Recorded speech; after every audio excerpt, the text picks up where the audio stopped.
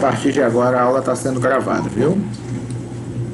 Vocês sabem que se quiserem compartilhar a imagem da webcam, não tem problema, sabendo, contudo, que esse vídeo vai ficar disponível para os outros alunos depois no YouTube, tá? Hoje, nessa aula, nós vamos falar sobre desapropriação, uma palavra que todo mundo já escutou, todo mundo já ouviu falar sobre desapropriação. Nós vamos entender um pouco do Instituto. Não adianta eu falar para vocês que a gente vai ficar profundo conhecedor, porque vocês sabem que não é numa disciplina de um período que a gente vai ficar profundo conhecedor de nenhuma matéria relacionada ao direito, já que o direito sequer é a área de conhecimento de vocês. Esta é a intenção desse capítulo que a gente fala da desapropriação, é para dar uma noção em vocês, para que vocês entendam pelo menos o que pode acontecer com a propriedade a partir do momento que ocorre esse instituto da desapropriação. Bom, primeiro, o conceito é o ato pelo qual o poder público, mediante prévio procedimento e indenização justa, em razão de uma necessidade ou utilidade pública ou ainda diante do interesse social, despoja alguém de sua propriedade e a toma para si. Desapropriação é o ato pelo qual um ente público, normalmente uma pessoa jurídica de direito público da administração direta, que a gente pode entender como União Federal, Estado ou município, despoja alguém de sua propriedade. Pega a propriedade de uma pessoa para si, mas não pega de graça. Compra, entre aspas. Obriga a pessoa a vender para ele. Ok? Mediante um procedimento, que a gente vai ver como é que é esse procedimento na aula de hoje, e mediante pagamento de uma indenização justa. Ok?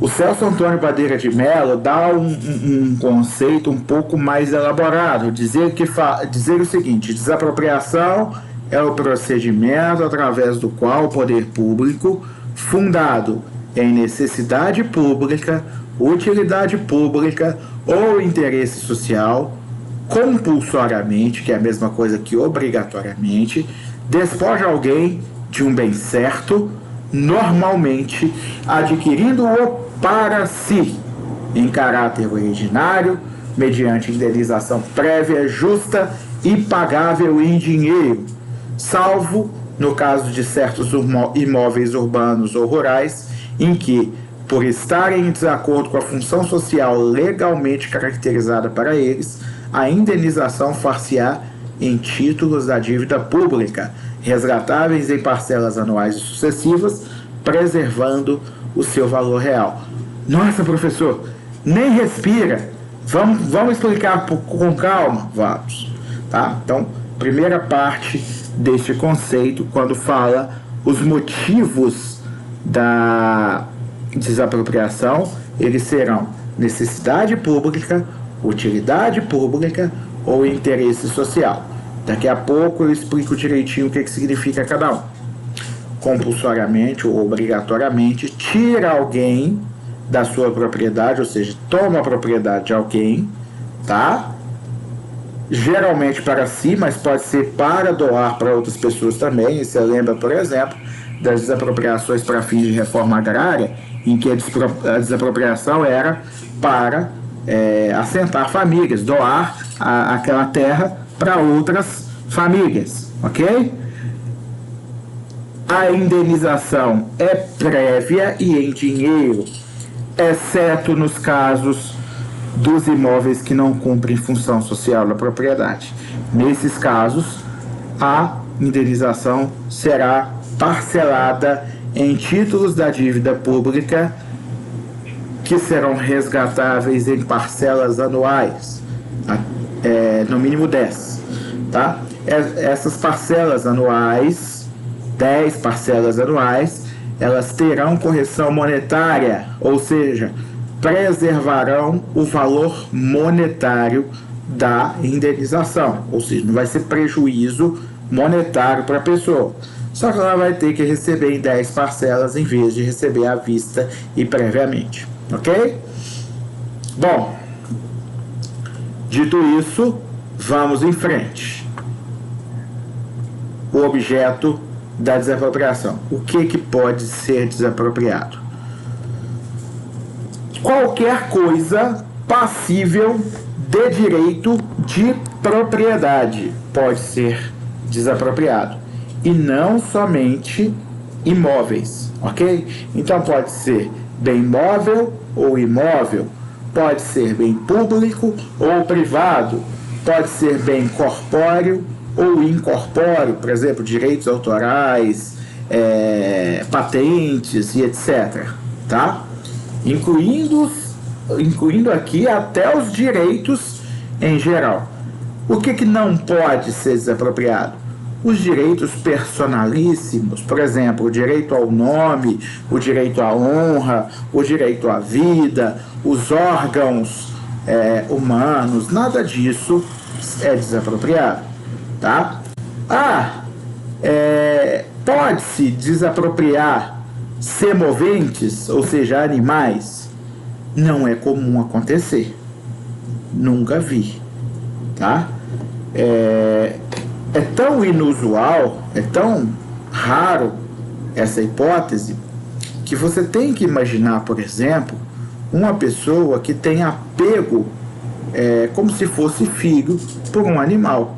Tem pessoas que têm carinho excessivo. Eu, por exemplo, com minha cachorrinha, eu trato a cachorrinha como filha aqui em casa. Eu e minha esposa. Então, a gente jamais aceitaria se ver privado dela. Por quê? Porque são direitos personalíssimos, o direito à companhia de um animal. Tá? Professor, mas e um rebanho para matar a fome de uma população? Poderia, de repente, ser objeto de desapropriação? Depende. Aí depende. Porque aí nós estamos diante de um interesse social. Imaginem vocês que tem uma população, uma certa quantidade de pessoas passando fome, e tem uma pessoa que tem um rebanho destinado ao corte, ou seja, aquela pessoa não tem apego algum àqueles semoventes, e inclusive eles serão destinados à venda. Então, nesse caso, a desapropriação não feriria nenhum direito personalíssimo. Nós aí estamos diante de um caso em que dá para aceitar a desapropriação de um semovente que juridicamente se assemelha aos bens móveis. Tem até um projeto de lei que visa dissociar animais de coisas, certo? Porque, segundo esses ativistas, o direito civil, ao tratar animais como bens, equipara-os às coisas, e ao negar direitos aos animais e oferecer-lhes apenas proteção jurídica e não direito, estaria o direito civil brasileiro e a Constituição brasileira equiparando os animais às coisas, motivo pelo qual esses ativistas querem que os animais sejam tratados como seres vivos que são e equiparados às coisas, né? E aí sugere projeto de lei que as pessoas tenham guarda e não propriedade sobre os animais, motivo pelo qual, em caso de maus tratos, o guardião poderia ser privado da guarda, né? Elimina a questão do direito de propriedade sobre animais, né? Tem até um projeto recente, aprovado pelo governo, iniciativa do governo, que foi aprovado pela Câmara, foi assinado hoje, salvo engano, que amplia a pena, né? E torna uma infração que não é de menor potencial ofensivo os maus tratos a animais.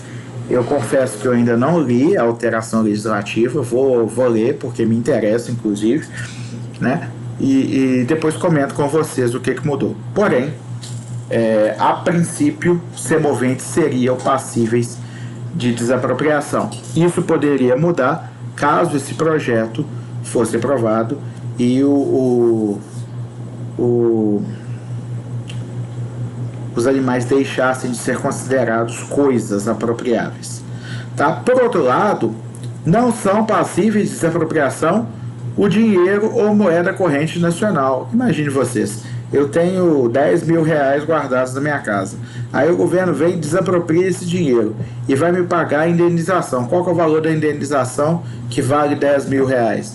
10 mil. Aí ele me dá em dinheiro 10 mil para levar os meus 10 mil? Não faz o menor sentido. Vocês concordam comigo, né? Então não tem o menor cabimento a desapropriação de dinheiro, porque o governo seria obrigado a indenizar. Mas professor, e se o governo pudesse pagar você parcelado o dinheiro que ele te pegasse à vista?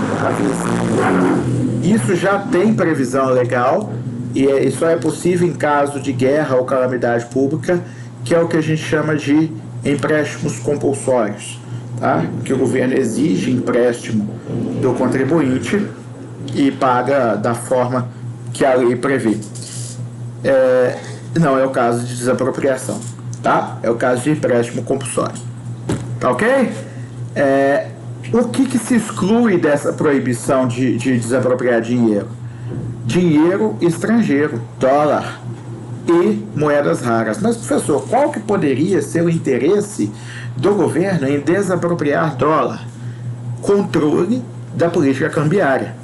Vocês sabem que existe uma lei econômica que se chama Lei da Oferta e da Demanda, certo? Que quanto mais dólar tem à disposição de compradores no mercado, ou seja, quanto maior a oferta de moeda estrangeira em território brasileiro, o dólar tende a cair. Escassez do dólar tende a fazer o dólar subir. É óbvio que não é só a oferta e a procura que influencia o preço do dólar. Também o valor do real em relação à moeda estrangeira influencia, mas se consegue provocar uma baixa sensível no preço do dólar, disponibilizando mais moeda estrangeira no mercado, e se consegue causar uma alta sensível no preço do dólar, retirando moedas estrangeiras no mercado. Vocês podem me perguntar, por que o governo iria querer aumentar o dólar? Ora, eu digo a vocês, é mais fácil o governo querer aumentar o dólar do que abaixar. Vou dizer por quê. Dólar alto significa que as mercadorias brasileiras que são precificadas em real ficam mais baratas no exterior. Isso favorece a exportação e prejudica a importação. Quando você dificulta a importação e favorece a exportação, você está atraindo dinheiro estrangeiro cá para dentro e dificultando a saída de dinheiro brasileiro lá para fora. Isso faz com que a balança comercial se torne mais favorável, de forma que faz todo o sentido, e em determinadas situações o governo tem interesse em manter o dólar alto. O problema é que vários produtos brasileiros dependem de insumos e matérias-primas importados, e a exportação em massa torna produtos necessários mais escassos no comércio brasileiro, o que faz com que o dólar alto demais gere inflação.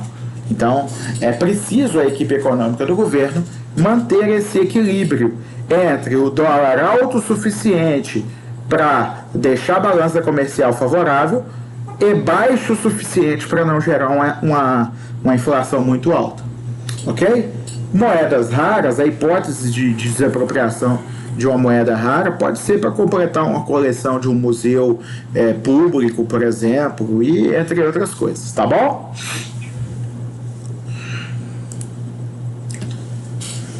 Bom, sujeitos de uma desapropriação. Quem pode desapropriar? Primeiro, quem pode legislar sobre desapropriação? A lei sobre o procedimento da desapropriação é só o Poder Legislativo Federal, ou seja, Câmara e Senado Federal. Câmara de Deputados Federais e Senado Federal. Então, certo? A lei que vai regulamentar o procedimento da desapropriação, então, só pode ser uma lei federal. Não pode a lei estadual nem a lei municipal. Entretanto, o Poder Legislativo Municipal e o Poder Legislativo Estadual também podem legislar para autorizar o seu Poder Executivo a desapropriar bens de outras pessoas jurídicas de direito público. Como assim, professor? Pode um ente público desapropriar o bem de outro ente público? Pode sim. A gente vai ver daqui a pouco em que hipóteses isso pode acontecer. Mas, geralmente, quem participa do processo de desapropriação é um ente público, União, Estado ou município, como ente expropriante, tá? Aquele que vai expropriar. Expropriação e desapropriação são a mesma coisa, tá? São sinônimos. Ok? Então, o ente expropriante é um ente público, tá? E o expropriado, geralmente, é uma pessoa física ou jurídica de direito privado, certo? Dona do bem que vai ser expropriado. Entretanto, como eu já disse, há hipóteses em que um ente público pode expropriar outro ente público. Exemplo, tem um terreno estadual ou tem um terreno municipal que não está sendo utilizado, tá? É um terreno baldio. E aí o que acontece? Esse terreno interessa ao Estado para construir um hospital estadual ou para construir uma escola estadual, por exemplo, tá? E aí o Estado entra com um decreto de expropriação. Esse decreto só pode ser expedido pelo Estado se a Assembleia Legislativa do Estado autorizar o Estado a expropriar um bem do município. Então, toda vez que bem público for ser desapropriado por outro ente público, o Poder Legislativo do ente público que vai desapropriar tem que autorizar a desapropriação. Ok?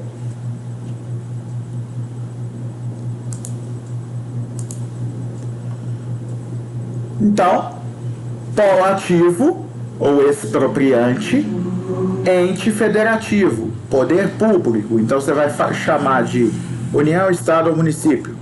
Polo passivo, como eu disse, geralmente particular, pessoa física ou pessoa jurídica de direito privado. Mas pode ser um ente público também, como eu já expliquei. Tá ok? Sempre tenha-se em mente, tá, que se for ente público, precisa de uma lei autorizativa. Pressupostos, como a gente disse, ou pressupostos ou motivos da desapropriação: necessidade pública, utilidade pública e interesse social. Estão previstos no artigo 5º, inciso 24 da Constituição Federal. Ok? Então, também devem ser considerados como requisitos da desapropriação o pagamento da justa indenização, seja ela em dinheiro previamente, seja ela em títulos da dívida pública, como eu expliquei, na hipótese de pagamento parcelado, porque o bem não cumpria sua função social. O que seria necessidade pública? Tá? Seria um problema inadiável, um problema que torne a solução indispensável desapropriar o bem do particular, certo? É um problema que torna impossível ser resolvido sem desapropriar aquele bem. Tá? O exemplo é de uma linha do metrô, certo? Que precisa passar naquela direção, porque não dá para ser desviado. E aí os imóveis que estão naquela direção, que vai ser construído ali, ou perfurado, ou escavado, vão ter que ser desapropriados. Ok? Você pode criar N exemplos. Vocês lembram aqui no centro de Ipatinga o que aconteceu quando foram construir o novo centro? Quem se lembra? foi no mandato do João Magno, salvo engano. Ele teve que desapropriar os imóveis, exatamente, por interesse público.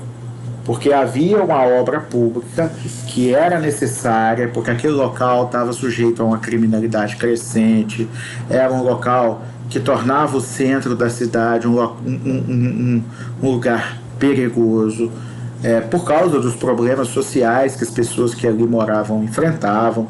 A gente não vai querer taxar ninguém de criminoso, mas isso causava um problema para a região, que é uma região mais comercial de Ipatinga, enfrentava um problema grave em relação à criminalidade e à presença de pessoas ali que, como eu vou dizer, sem ser preconceituoso, a gente precisa tomar muito cuidado com isso. Aquela presença daquelas pessoas que tornavam aquele local menos atrativo para as pessoas que utilizavam do centro, tá? O projeto era construir um bairro com moradias dignas para aquelas pessoas, muito próximo, praticamente foi para o outro lado do Ribeirão Ipanema, vocês sabem disso, né? Que foi logo ali, se acessa ali pelo bairro Veneza, né? O Planalto, e aí acabou que aquelas pessoas praticamente só pularam por lá de lá do Ribeirão, foram indenizadas pela perda de sua casa e ainda receberam um imóvel novo construído em outro local ali, certo?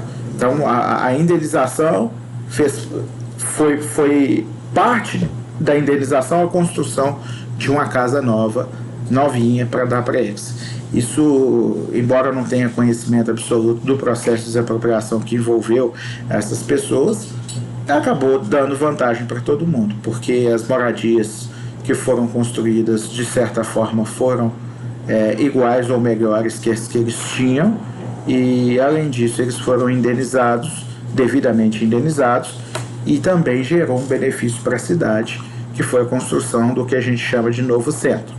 Ok? Bom, utilidade pública.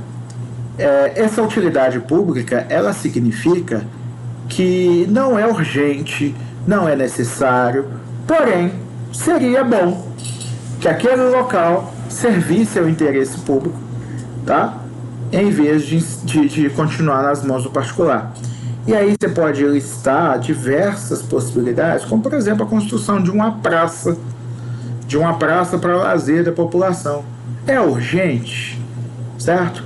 É inadiável? Não tem ninguém morrendo pela falta da praça. Só que estudos indicam, né, que pessoas que vivem perto de áreas de lazer, de áreas com natureza, com paisagismo, são mais felizes. E essa felicidade da população é algo desejável, é algo que se busca, pelo menos a longo prazo. E é útil você criar esses locais. Então, dessa forma, você pode vir a desapropriar alguns imóveis para a construção de uma praça pública, o que seria um motivo, utilidade pública.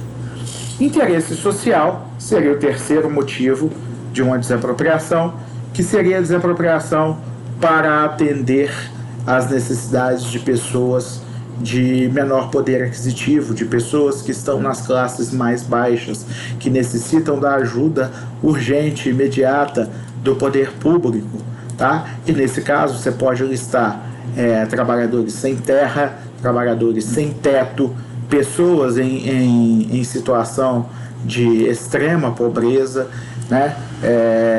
Crianças, filhos de trabalhadores que ganham de baixa renda, que precisam de uma creche pública, a falta de um hospital não, porque aí já entraria em necessidade pública, tá? Mas você tem aí diversas formas de atender os interesses da população mais pobre. Então, todas as vezes que você estiver diante de uma situação em que você pode equilibrar as coisas na distribuição de renda, favorecer pessoas que têm hipossuficiência, ou seja, necessidade maior do atendimento por parte do governo, você vai estar diante de uma situação que você se deparará com a necessidade de proteção do interesse social. Nesses casos, pode-se desapropriar para esse fim. Vocês podem citar como exemplo a desapropriação para construção de moradias populares, a desapropriação para assentamento de famílias na reforma agrária e assim sucessivamente. Ok? Como funciona o procedimento da desapropriação? Ele se divide em duas etapas. A primeira fase é a fase declaratória, em que se expede a declaração de utilidade pública ou interesse social, ou seja, a declaração de desapropriação. A segunda fase, que é a fase executória, é aquela em que se tomam os atos propriamente ditos para a efetivação da desapropriação. Na primeira, você demonstra o interesse e informa que o objeto, aquele bem, está sujeito à vontade do Estado de desapropriar, ok? Ao interesse do Estado de desapropriar. Nossa, nesse calor, esse fone gera uma poça de suor no meu ouvido. Não é fácil, não. Mas vamos continuar. Por outro lado, na fase executória, os atos de desapropriação, do processo de desapropriação propriamente dito, são praticados. Tá? Essa fase executória ela pode ser administrativa, quando há acordo entre o expropriado e o ente público expropriante em relação ao valor da indenização. Se houver esse acordo, não precisa levar a questão para o judiciário, ou judicial, quando não se chega a esse acordo e o valor da indenização vai ter que ser decidido na justiça. Observe-se que o judiciário ele não tem poder de evitar a desapropriação. Então, se você teve um bem seu objeto de um decreto, ou melhor, uma declaração de expropriação, na fase executória se decide o valor da indenização, se paga esse valor e efetiva-se a desapropriação. O que significa que mesmo se a questão for parar na justiça, você não vai poder evitar a desapropriação do seu bem, ok? A única hipótese desse bem não ser desapropriado é a irregularidade no processo, ou seja, o poder público não cumpriu os requisitos que deveria cumprir para conseguir desapropriar, ou a caducidade. A gente vai explicar a caducidade daqui a pouco, tá? Que demorou para fazer desapropriação, o tempo passou e passou o tempo que a lei permite. A gente fala desse tempo depois, tá certo? Tá. A única hipótese de não desapropriar é essa. Agora, observe, se tudo tiver ok, no que tange aos requisitos, tá? E o interesse de desapropriar for levado a termo, for levado a efeito no tempo suficiente para não caducar, o juiz ele não pode julgar improcedente o pedido de desapropriação, porque a competência do judiciário vai apenas até fixar o valor da indenização. Isso significa que o judiciário vai ser incomodado apenas para determinar quanto vale o bem e quanto deve ser o valor da indenização, tá? Você não pode impedir uma desapropriação por ação do judiciário, porque o interesse em desapropriar e a competência para desapropriar pertence ao executivo, e um poder não pode cometer ingerência sobre atos de competência do outro poder. Embora no Brasil isso já esteja acontecendo em alguns aspectos, né? O judiciário se sente no direito de impedir nomeações de ministros. Tudo bem que são ministros meio porcaria, mas o judiciário está indo em alguns pontos longe demais, tá? Coisas que são de competência exclusiva do Poder Executivo, o Judiciário está se metendo. Tá? Isso é denominado por alguns ativismos do Judiciário. Esse ativismo tem sido já nomeado por alguns intervencionismo. Tá? Então, tem que tomar cuidado, tá? Ao se apoiar esse tipo de ato, porque muitas vezes isso se torna um impedimento da governabilidade e das atribuições do Poder Executivo ou do Legislativo. E não pode. Cada poder tem sua competência constitucional. Bom, como eu disse, em primeiro lugar, o poder público faz uma declaração expropriatória, onde ele vai justificar a utilidade pública ou interesse social, ou mesmo demonstrar a necessidade pública, que é urgente, tá? No caso da necessidade pública, não precisa justificar, ele só precisa demonstrar que há necessidade pública, ok? A declaração pode ser feita pelo Poder Executivo, através de decreto, ou legislativo por meio de lei autorizativa, tá? Sendo que necessário, no caso de lei que determine a desapropriação, que o Executivo tome as medidas necessárias para efetivar a desapropriação nesse caso. É de se frisar que a autorização legal é requisito indispensável para a desapropriação de bens públicos pertencentes a outro ente público, como a gente já disse, tá? Bom, esse coloridinho aí é para falar o que tem que ter nessa declaração de desapropriação. Primeiro, ela tem que conter o responsável pela desapropriação, ou seja, qual que é o ente público que está praticando esse ato. Tem ainda que descrever pormenorizadamente o bem, declarar a utilidade pública ou o interesse social, tá? Ou ainda demonstrar a necessidade pública. E ainda descrever a destinação que se pretende dar ao bem, certo? Eu vou construir uma escola, eu vou construir um hospital, assim sucessivamente. Eu vou construir uma praça. O fundamento legal da desapropriação, tá? Demonstrando a legalidade do ato, e ainda os recursos orçamentários disponíveis e destinados a esta desapropriação, tá? A declaração, uma vez que for expedida, ela vai produzir alguns efeitos. Submeter o bem à força expropriatória do Estado. Vocês percebem a utilização do verbo submeter. O que é submissão? Tá? É você colocar alguém numa posição abaixo de inferioridade, ou seja, o interesse particular ele sucumbe diante do interesse público. Por isso, não se pode evitar a desapropriação de um bem se tiver tudo ok com a declaração de desapropriação e com o procedimento de desapropriação, certo? Então, o bem é submetido à força do Estado.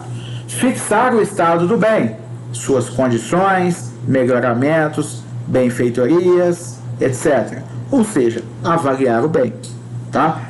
A declaração fala qual que é o valor, qual que é o estado do bem, para que se possa, na fase seguinte, avaliar e determinar o preço da indenização.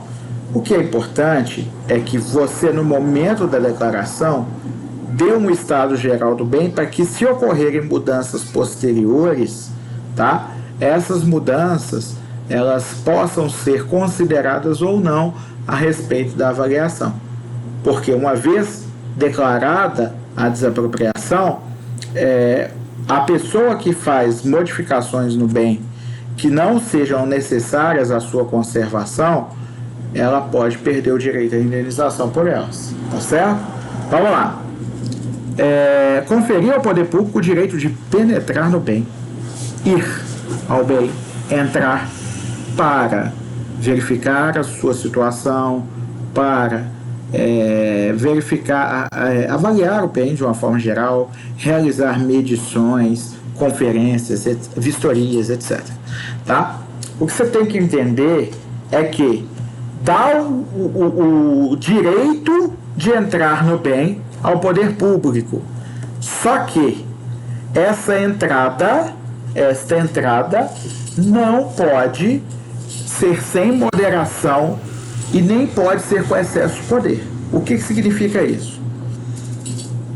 O representante, o fiscal, qualquer pessoa, chega na porta da propriedade e fala: olha, esse bem foi objeto de uma declaração de desapropriação e eu quero entrar no bem para realizar medições, vistorias, etc. Aí o dono do bem vira e fala: não deixe você entrar. O que o fiscal vai fazer? Vai forçar a entrada? Não. Vai virar as costas, vai ir embora, vai pedir uma ordem judicial que o juiz vai dar, tá? Porque o juiz tem que dar, e ele vai voltar com a polícia para garantir a entrada no bem. A entrada do representante do ente desapropriante ou expropriante não será possível. A entrada dele não será possível de ser impedida, tá certo? Você não vai conseguir impedir. Você pode até não permitir numa boa, mas ele vai voltar com uma ordem judicial e aí vai entrar, inclusive com ordem de arrombamento, com ordem de uso da força moderada e necessária pelas forças policiais em cumprimento da ordem judicial e sujeição do dono do imóvel à responsabilidade criminal pelo crime de resistência. Tá ok? E dependendo da situação, se for dada a voz de prisão a ele e ele agir de forma agressiva, ainda pode ser processado por desacato. Tá? Então tem a possibilidade dele cumprir pena por resistência e por desacato. E ainda tem o crime de desobediência, que na verdade, vai acabar absorvendo o outro, né? Ele pode ser punido por desobediência e desacato, ou se for dada a voz de prisão a ele resistir violentamente, resistência e desacato. Tá ok?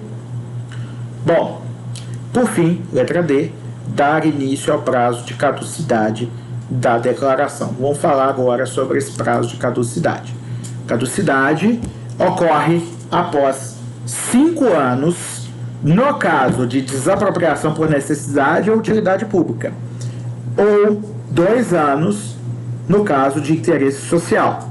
Esse prazo, que pode ser de 5 para necessidade ou utilidade pública e 2 para interesse social, esse prazo de 5 ou 2 anos começa a contar do momento da declaração de desapropriação. Significa que entre a declaração e o ajuizamento da ação judicial que dá início ao procedimento judicial de desapropriação, não pode passar esse prazo. Se passar, se vencer esse prazo sem entrar com a ação, caducou, ou seja, decai o poder público do direito de desapropriar com aquela declaração. E ainda causa uma penalização do ente expropriante, que não vai poder emitir nova declaração por 1 ano após a caducidade da anterior. Ou seja, vamos supor que o poder público emitiu uma declaração de desapropriação em 29 de setembro de 2020. Chegou o dia 29 de setembro de 2015, ele emitiu a declaração. Chegou o dia 29 de setembro de 2020, caducou, tá ok? Aí chega no dia 30, ele quer entrar com a ação. Não pode mais. Acabou, caducou a declaração, e aí só depois de 1 ano, ou seja, depois do dia 29 de setembro de 2021, que ele vai poder expedir nova declaração para dar início a novo processo de desapropriação do bem. Tudo bem? Tudo entendido?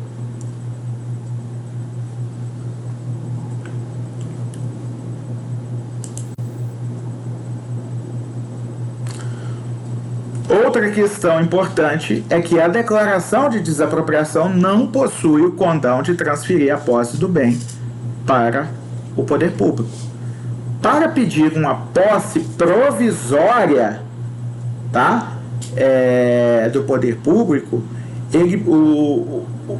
o ente expropriante ele precisa pedir ao judiciário, justificando a necessidade dessa posse imediata e ainda depositando antecipadamente o valor da indenização, ok? Pelo menos o valor inconteste, aquele valor que ele deu à indenização que o poder público avaliou e julgou que valia o bem. Tudo bem, o judiciário ainda pode decidir que a indenização será por um valor maior, mas a posse pode ser transferida mediante o depósito daquele valor que foi objeto de avaliação do ente expropriante, tá bom?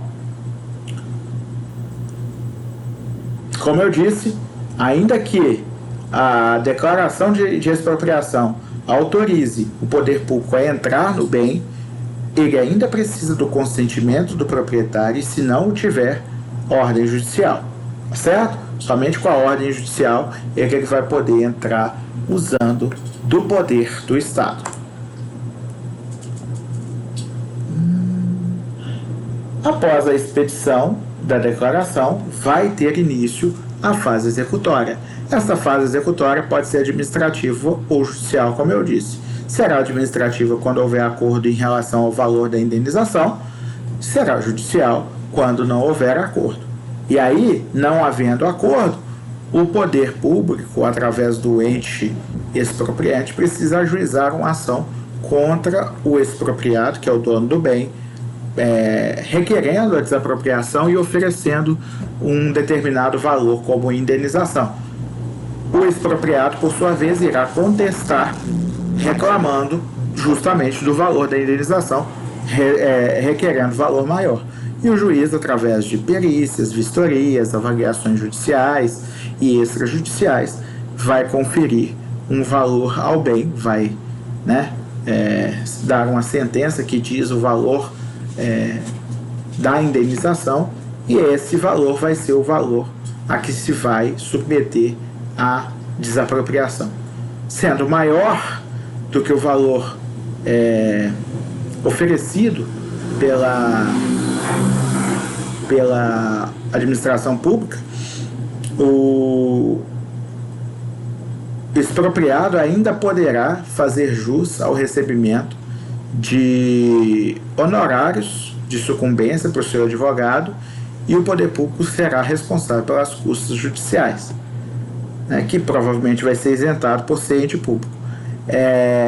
Sendo julgado que a indenização oferecida pelo poder público era suficiente, era o valor do bem, o expropriado vai perder a ação e ainda terá que pagar honorários de sucumbência ao advogado do poder público e as custas do processo, as custas finais do processo, valor esse que poderá ser descontado do depósito judicial da indenização que o poder público vai realizar.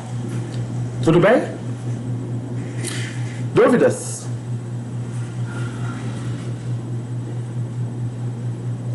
Se o poder público desconhecer o dono do imóvel, tem necessariamente a desapropriação que seja judicial, porque aí o dono do imóvel terá que ser citado por edital, tá certo?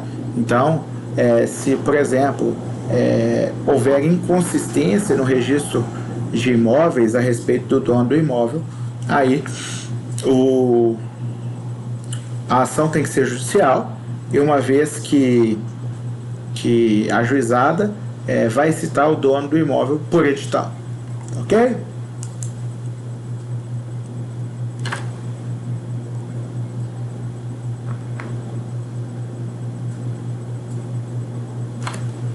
Na verdade, eu estou aqui nesse slide repetindo coisas que eu já falei, tá? Aqui eu estou falando que se não houver acordo, vai para o judiciário, E estou lembrando que o magistrado não pode decidir se cabe ou não a desapropriação. Cabe a ele apenas decidir o valor da indenização, tá? Porque a desapropriação é um ato administrativo de competência do Poder Executivo e não do Judiciário. Ok? Se houver acordo dentro do processo judicial, ou seja, não tinha acordo no início, entrou com a ação, aí no processo judicial, tanto a administração quanto o expropriado, o particular, eles cederam um pouco e chegaram a um consenso, e aí foi celebrado o acordo, o juiz vai homologar esse acordo, e a sentença judicial que homologou esse acordo vai servir como documento hábil para ser registrado e transferir a propriedade para o poder público mediante o pagamento da indenização que será feita no próprio processo. Tá ok? A desapropriação somente se completa depois do pagamento da prévia indenização, exceto, como eu disse, nos casos em que essa indenização será feita de forma parcelada com a emissão de títulos da dívida pública, resgatáveis anualmente. Entretanto, essa emissão dos títulos, ainda que eles não sejam resgatáveis de imediato, ela também terá que ser prévia, ela vai ocorrer antes da desapropriação ser efetivada, ok? O artigo 15 do Decreto-Lei 3365 de 41 dá a possibilidade do poder público, como eu disse antes, pedir a posse provisória do bem para o juiz durante o processo de desapropriação. Para conseguir isso, ele tem que, pelo menos, depositar previamente a indenização que é inconteste, aquela indenização, aquele valor da indenização que ele aceita pagar. O cara ainda está discutindo o valor da indenização, mas pelo menos o valor que todo mundo concorda que vale acima ou igual àquilo tem que ser pago antecipadamente. Vamos dar um exemplo. Se o poder público queria pagar 500, só que o dono do bem quer 700, ok? Esses 200 que são a diferença vai ser discutido judicialmente, mas os 500 pode ser pago no início do processo. Então, mediante o depósito antecipado, inclusive dos 500, o poder público poderá pedir a posse imediata do Estado, do bem. Ah, professor, mas se esse valor é inconteste, por que ele não é depositado antecipadamente em todos os casos?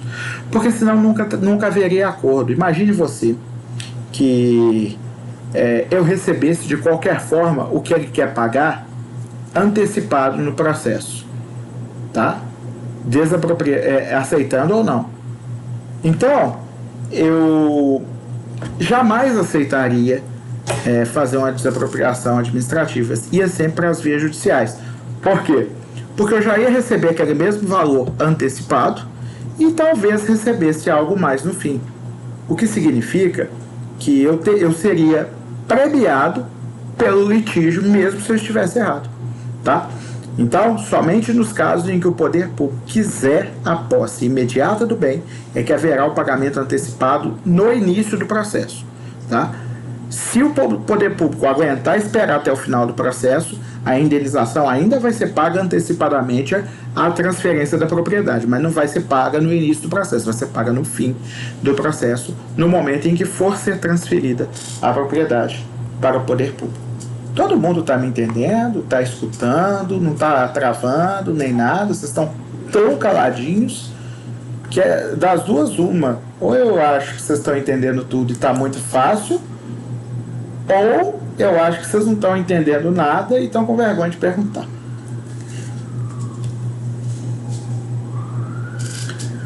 E o número 7 é a indenização, tá? Indenização é o direito do expropriado pela desapropriação do seu bem, tá? Essa desapropriação, o quanto da desapropriação, deve levar consideração a alguns aspectos, como o valor do bem, incluindo as benfeitorias que já existiam no imóvel antes do ato expropriatório, ou seja, antes da declaração, lucros cessantes e danos emergentes. O que nós vamos considerar como lucros cessantes e danos emergentes? Dano emergente é o prejuízo. Imagine você que a pessoa, para mudar de lugar na sua atividade ou na sua residência, ela teve alguns prejuízos, tá, decorrentes dessa mudança. Esses prejuízos podem vir a ser incluídos no valor da indenização se a responsabilidade por eles for atribuída ao ente expropriante. Lucros cessantes é o que a pessoa deixa de ganhar. Se você pensar que o particular poderia fazer a exploração econômica do seu bem e tendo lucro com essa expropriação, uma vez expropriado, ele vai perder esses lucros, ele vai deixar de ganhar esse dinheiro. E esses lucros cessantes podem ser contabilizados, tornando a indenização muito maior do que o simples valor do bem. Ok? Juros compensatórios, pelo fato de ter demorado o pagamento da indenização.